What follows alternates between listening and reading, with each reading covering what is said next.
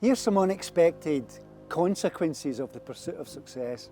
Now that I'm 70, one of the things that seems to be obvious, and I've worked with lots of people who are much older than me over the years. I've worked with them and meet them from time to time. And one of the things you notice is their abundant energy. They have a joy, a passion, a zest for life. And you know, they never actually fully retire. They keep themselves busy. So when you start out as a youngster, maybe you've got this notion that you'll retire when you're 35, or you'll retire when you're 40, or maybe you'll retire when you're 50 or something like that. The truth is, one of the unexpected truths is that you really don't want to. And one of the extraordinary things is you've got a zest for life. You almost feel that you're still 20.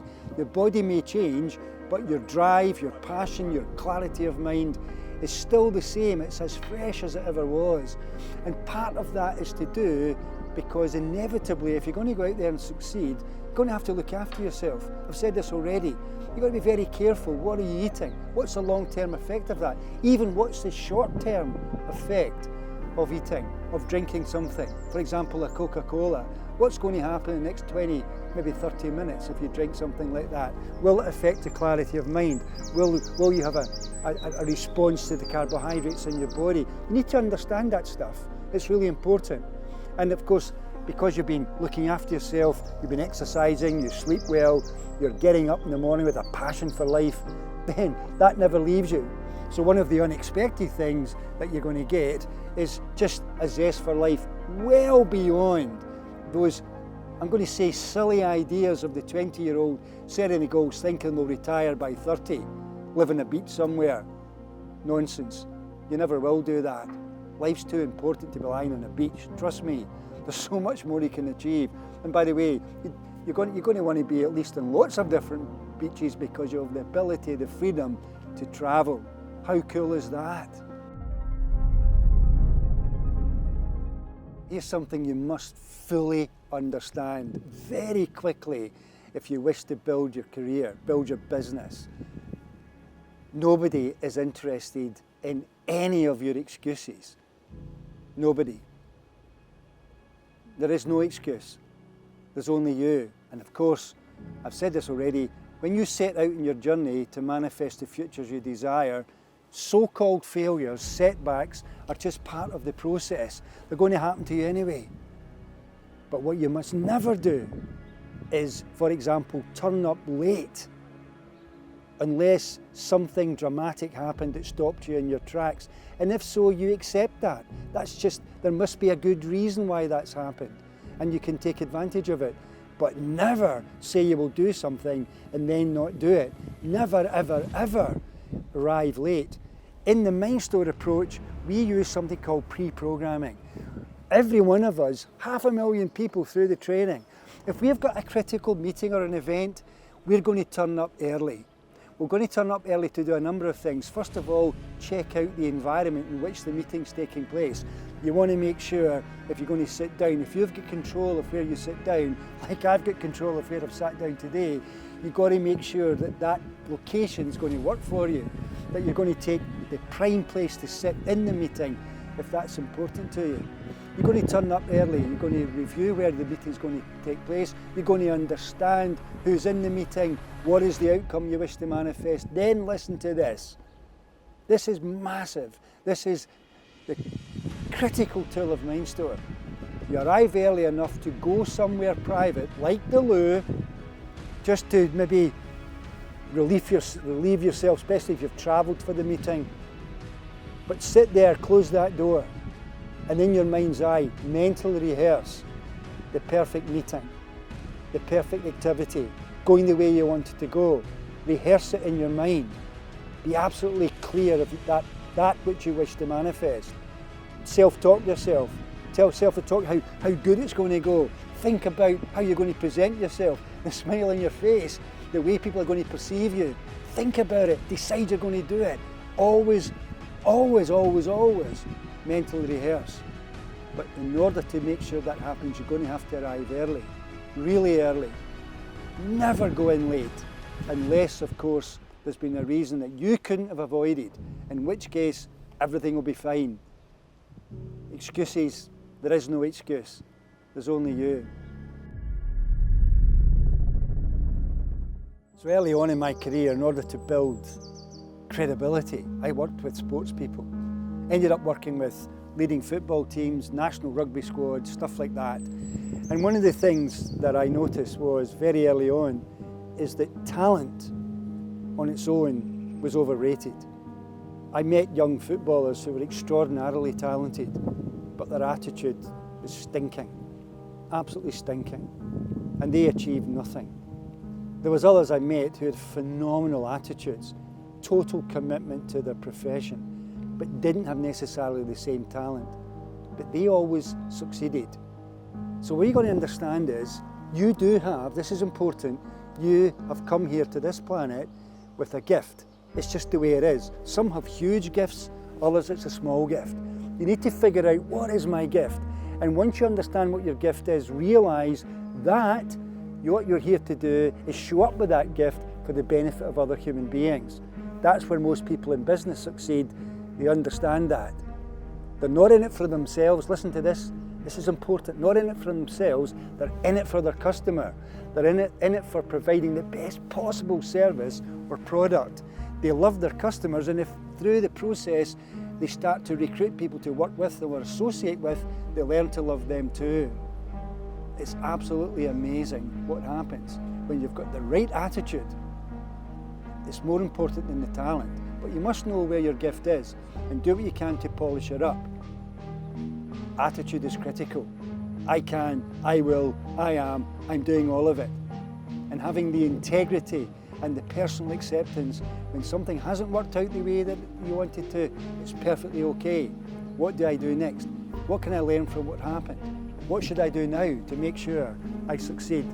That's one of the great secrets. Trust yourself. You can do this.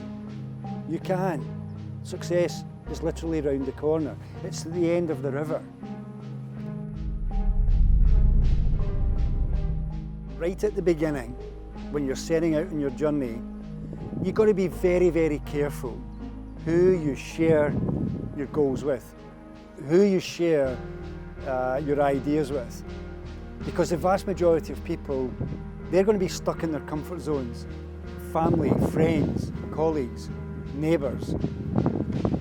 And what happens is, if you show up and you start explaining to them what it is you want to do with your career, what it is you want to do with your business, what it is you want to do in terms of travel or whatever the thing that drives you that you want to do, you're going to upset them, because it means you're moving away from their reality of you.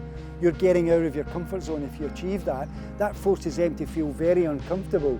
And so what you'll often find is they will actually either consciously, but probably subconsciously, attempt to throw water over your fire to diminish you. And so they'll say, oh, that's not going to work. Are you sure you're going to take a big risk? That'll fail. You're making a big mistake, and all those kind of negative conversations. The best thing to do is not to have them in the first place by never sharing your goals and aspirations with anyone unless you know for a fact they're going to support you. And that might be a parent, that might be a very, very close friend, it might be a brother or sister, it might be a mentor, it might be someone that you've engaged to be a coach. But be careful, be careful. And when you do get the criticism, when you do get the doubt, when you do get the people maybe behind your back laughing at you, then just put it behind you. It doesn't really matter. Your reality right now that you're living through is important, but you've got a vision in the future that's far more empowering than what they see in the future, because they don't have a vision. And if that's the point about this work I'm doing at the moment, 94%, forgive me, of humanity doesn't have goals. Only 4% really have the goals and they're committed to them. They're an extraordinarily amazing elite of the world's population. You can be one of them. There's 2% who are not sure about goals yet, but they wish to find them. You'll find them. And here's another massive, massive truth. Start out with even the wrong goal. Get moving towards it. Get passionate about it. Work towards it, and if you find out it's not the destination that's for you, it will be effortless to change direction. You'll change direction easily, you'll find yourself in another path, and you'll get there. The magic of life is having goals and the pursuit of them. And on the way, sitting in this garden today, to stop and smell the roses on the journey. And the journey will be extraordinary. Why don't you join the elite? Set goals, be very careful who you share them with, but go for it. It's all out there. You know what? Right now, people, places, opportunities are in the future waiting on you. All you got to do is order them by getting clarity on that which you wish to manifest, and then making the commitment and understanding that it's not about you, it's about the impact you're going to have on other human beings. And then you will attract at exactly the right moment that which you need. Trust me, this stuff works. So on the journey, you've got to make sure you've got plenty of fuel. And what is that fuel? Well, the fuel is your thoughts, the fuel is your conversation, the fuel is what you watch on TV or on YouTube, hopefully in MindStore. Continue to find stuff on here, go and find my other platforms, get yourself engaged. The fuel that's critical is the quality of your thinking. But more importantly, making sure that every day that you look to be inspired. I've got lots of resources that will inspire you. You've got to make sure that you're tuning in every day somewhere to inspirational input, because externally, if you allow yourself at random to turn on the TV and news comes in, or you have a news app coming at you, be very careful with the news. The news has never, ever, ever, ever been positive. The news is always negative. The news actually drains your energy and your passion. Be very careful. Of course, it's important to know about what might be going on in the world, particularly in relation to the thing you're passionate about. But you know what? Engaging in it, letting it wash over you, all that negativity, no good for you. Make sure you balance it with real positive input. And MindStore, whether you follow me on Facebook, whether that's on TikTok, whether it's on YouTube, whether you go to the MindStore platform and buy yourself some product there or take on board some of the freebies, keep teaching yourself, keep negotiating with yourself, conversations about you overcoming your challenges, keep coaching yourself. And one of the greatest tools of all in MindStore is the inner coach. Maybe you should look out for that.